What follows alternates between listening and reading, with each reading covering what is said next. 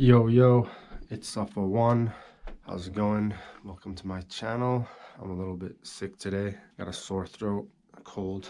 So yeah, I just wanted to make a video about my thoughts on the music industry and artificial intelligence. Basically, I make music and I make beats, I rap. I think that AI is a convenient tool for creative people to use, and it makes it easy for creatives to take shortcuts, or better yet, make the work fast paced. So doing mundane tasks or editing, it makes it easier for creative people to skip all that boring work, I guess, and just get right to the juicy part of the creativity. Now, I don't really use AI that much. I've used it sparingly, and I think that AI has been a part of our lives for a long time and longer than we think. For example, like when DJs used to play on turntables with vinyl, they would have to manually use their hands to sync and beat match from track to track and mix it in. Whereas after software companies like Serato or Virtual DJ and Traktor came out, it made it so much more easier and convenient for DJs to just press sync and match the BPM, or even just like you can see what BPM that song is because the software lets you know, and then you can even just manually change the BPM of the track to match the next song.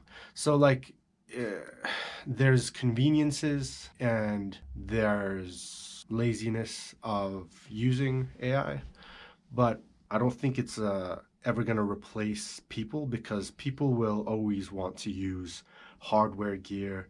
Like there's been a resurgence of using hardware gear where it's so much easier to just use software. But why do people choose to use hardware? Like, for example, MPC, Deluge, OP1, Circuit Rhythm. Like there's so many hardware companies that came out after the fact, even though there's Ableton, Pro Tools, FL Studio, all these like great companies that make really good software-based programs that you can make music with. And there has been a lot of great virtual instruments like plugins and stuff like that, but still people like the tactile feeling of hardware gear, or they like the feel of real vinyl. There's even been a resurgence of people I've seen on YouTube who collect CDs, and not to mention like tapes.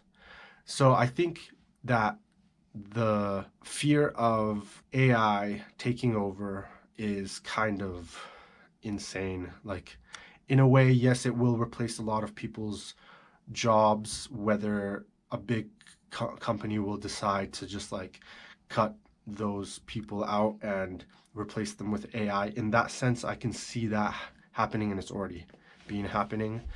And but as like a creative individual person, and the control that we have as creatives and have a voice and can speak our own truths, we don't need to rely on these bigger companies to make like money with, or anything. We can make our own money. We can sell directly to customers. We can, if we make stuff, creative stuff, we can make our own websites, which a lot of people have already been doing. And I think that when you think of it in that sense, AI is not a threat. In fact, it's just a convenience. And people that use strictly AI to do every little thing for them, I think that's kind of lazy. And that's not really like, you're not really putting yourself in it. Then it's not the same as just like using it for helping you with editing, for example. In that sense, I think that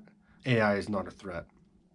However, there has been people getting like using AI to make music with, on, I forget which sites they are, but where they're literally taking people's productions and it's recreating beats that have already been like basically made, or in the likeness of, like completely the same basically.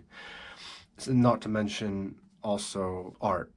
The art world in general has already stepped its foot, and there has been lots of stuff going on with that, and it's hard to keep up anyways. But basically what I'm trying to say is, like, yeah, there is going to be like copyright infringement that is happening, and it's always happening anyways. Like, people have been sampling each other and not paying for royalties or collaborative royalties. The rights to use someone's work has always been an issue since the dawn of creativity, and that's like always going to be the case, I guess, unfortunately. The only thing we can do is just like fight for our rights to like make stuff and not get screwed over, essentially.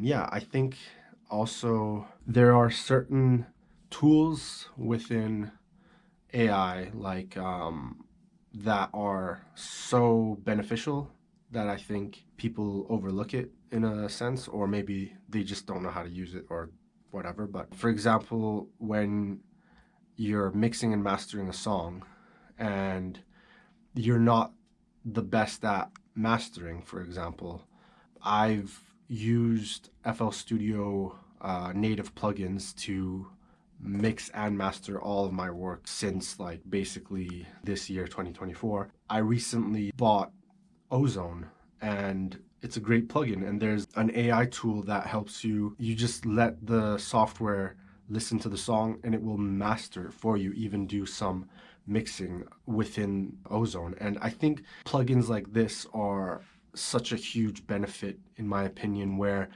if you don't want to go and spend a lot of money on mixing and mastering or just mastering, there's benefits to that too, of course. But if you just want to do everything by yourself and not have to rely always on others to release music, then I think these kind of tools are such a huge benefit for artists, like especially independent artists, or even if you're working with other artists that have no idea about mixing and mastering. I think that these kind of tools will help artists and make it faster for them to make these decisions and put out their work, essentially. So I don't really see AI as a threat. In fact, I still see a lot of communities and groups of people just supporting each other on platforms and not just feeding into this fear of AI will replace all artists. If it wasn't for humans, there would be no such thing as AI anyways. So like, that's another reason not to be afraid of it replacing creative people. That's my thoughts that I have on this subject. Please let me know what you think about AI and if it's benefited you or not. Comment below, like and subscribe, and I'll catch you in the next video.